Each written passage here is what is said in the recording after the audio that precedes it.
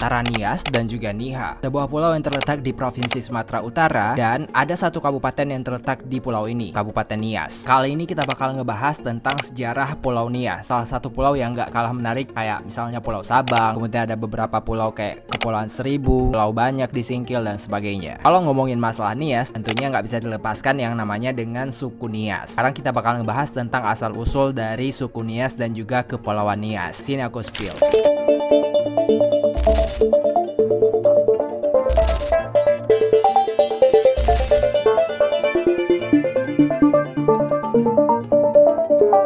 Banyak literatur yang mengatakan bahwa sebenarnya Pulau Nias ini sudah ada sejak tahun 150 Masehi. Ptolemy contohnya, seorang penulis dari Yunani, mengatakan bahwa Pulau Nias merupakan salah satu pulau yang paling cantik semenjak dia berkunjung ke pulau ini. Dan pada saat dia berkunjung, Nias menjadi salah satu pulau yang memikat hatinya karena memang ada beberapa suku yang mendiami dari pulau ini. Ketika si Ptolemy ini datang ke Nias, orang-orang menyebut pulau ini adalah Pulau Barus. Ada beberapa pulau yang tersebar di kepulauan ini. Berdasarkan penelitian yang dilakukan oleh arkeolog, penemuan barang-barang purba yang ada di sebuah gua yang ada di Pulau Nias, atau sering disebut dengan Gua Togindrawa, yang merupakan salah satu gua yang diyakini pernah diduduki dan juga dihuni oleh beberapa suku asli dari Pulau Nias. Beberapa penemuan barang yang ada di pulau ini mencerminkan bahwa sebenarnya Pulau Nias sudah ada sekitaran 700 tahun yang lalu. Ini adalah perkiraan dari temuan barang-barang, dan tentunya ada literatur yang mengatakan bahwa sebenarnya keberadaan dari Pulau Nias ini jauh lebih lama dari 700 tahun yang lalu seperti yang diutarakan oleh arkeologi berdasarkan penemuan-penemuan yang ada di Gua Togi. Nah, muncul pertanyaan di antara kita, sebenarnya siapa sih yang menamakan yang namanya Pulau Nias? Ada literatur yang mengatakan bahwa sumber dari penyebutan kata Nias ini dimaksudkan oleh seorang pedagang Persia yang bernama Sulaiman, yang kala itu tuh beliau datang ke Nias dan melihat bahwa Nias banyak sekali masyarakatnya yang mengenakan emas, perak, dan sebagainya. Sehingga ada beberapa literatur juga yang mengatakan bahwa Pulau Nias ini berasal dari kata-kata Niha, atau orang-orang Ononiha menyebutnya. Nah, saat Sulaiman ini mengunjungi Pulau Nias, setidaknya ada 6 suku saat itu yang mendiami Pulau Nias, dan salah satu suku yang diutarakan oleh Sulaiman adalah suku Bela, salah satu suku yang masih hidup di antara pohon-pohon. Aku jadi ingat sama salah satu mitos yang beredar di masyarakat Nias, yang katanya ada suku-suku asal muasal dari Pulau Nias yang berasal dari Ibu Sirici. Ya, Ibu Sirici ini adalah salah satu orang di Kayangan yang menurunkan anak-anaknya ke tanah Nias, dan kemudian ada anak-anaknya itu tersangkut di pohon dan menjadi suku Bela ini. Sejarah pernah mencatat di tahun 1350 Masehi adalah tahun dimana orang-orang Nias pendatang itu datang ke Pulau Nias. Jadi bisa dikatakan bahwa sebenarnya orang-orang Nias yang ada di sana itu bukan penduduk asli dari pribumi Nias. Ya, penduduk pribuminya seperti yang aku katakan tadi, ada suku Bela salah satunya yang merupakan penduduk asli. Nah, ada beberapa literatur yang mengatakan bahwa di tahun 1351 ini beberapa suku yang berasal dari Austronesia dan juga Vietnam datang ke Pulau Nias, dan mereka berlabuh di sana sehingga membuat orang-orang asli Nias itu merasa terusir dari adanya aktivitas orang-orang Ononiha. Muncul pertanyaan bahwa dari mana sih asal muasal dari Ononiha ini?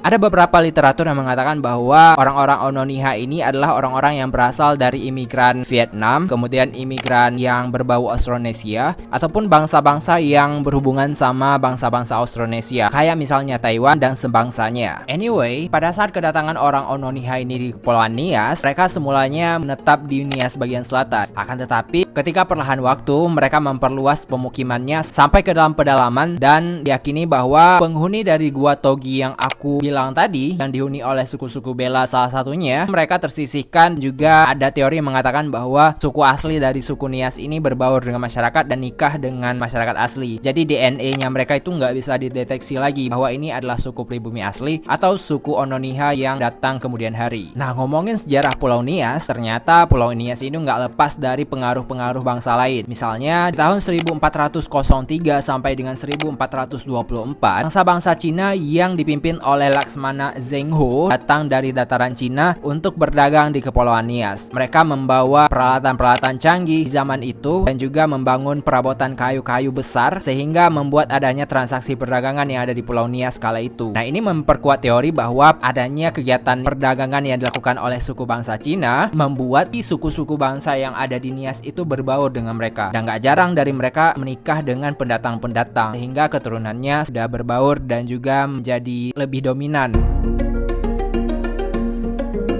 Nah, di tahun 1513 menjadi salah satu kejayaan dari bangsa-bangsa Aceh untuk bisa mengeksplor lebih lanjut dari Pulau Nias ini. Di bawah Sultan Ali Muqayyad Shah, mereka datang ke Nias dan juga mendapati Pulau Nias sebagai salah satu kekuasaan yang mungkin banyak sekali potensi alamnya, berdaya manusianya. Nah, ceritanya adalah orang-orang Nias itu dulu belum mengerti tentang siasat berdagang dan juga berbagai taktik perang dan sebagainya. Dan kedatangan orang-orang Aceh ini membuat adanya beberapa, misalnya ada sistem perbudakan, di mana dari bangsa Aceh ini orang Nias belajar bahwa sebenarnya sistem perbudakan ini cukup menjanjikan juga untuk membuat kaya. Nah, nggak heran kalau misalnya ada pedagang-pedagang yang ada di Nias atau saudagar-saudagar yang ada di Nias kayak mikir gitu, lumayan juga ya kan menjual belikan budak kala itu, karena memang di tahun 1513 perdagangan budak itu masih sangat-sangat legal. Jadi kayak biasa aja kalau misalnya ada jual beli budak, kemudian ekspor impor budak. Ya mungkin kalau sekarang ekspor impor barang, kalau dulu ekspor impor budak gitu. Jadi nggak heran kalau misalnya dari sistem perbudakan ini orang-orang Nias banyak yang menjadi kaya raya, kayak prospek menjanjikan gitu untuk jual beli budak.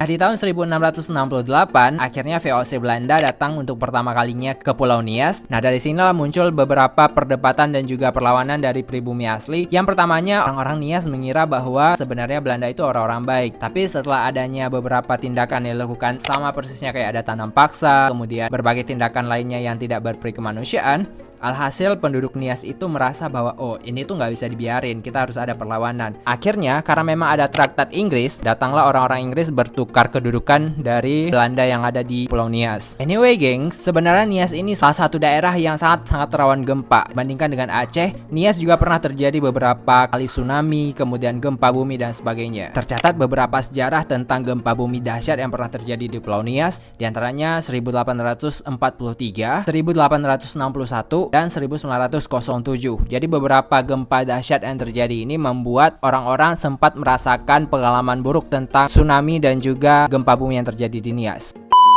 Itulah sekilas tentang Kepulauan Nias dan juga sejarah singkat tentang suku Nias dan bangsa Nias. Kalau kalian mendapatkan informasi yang menarik tentang channel ini, klik subscribe, like, dan juga komen ya. Jangan lupa untuk terus men-share video ini kalau bermanfaat buat kalian.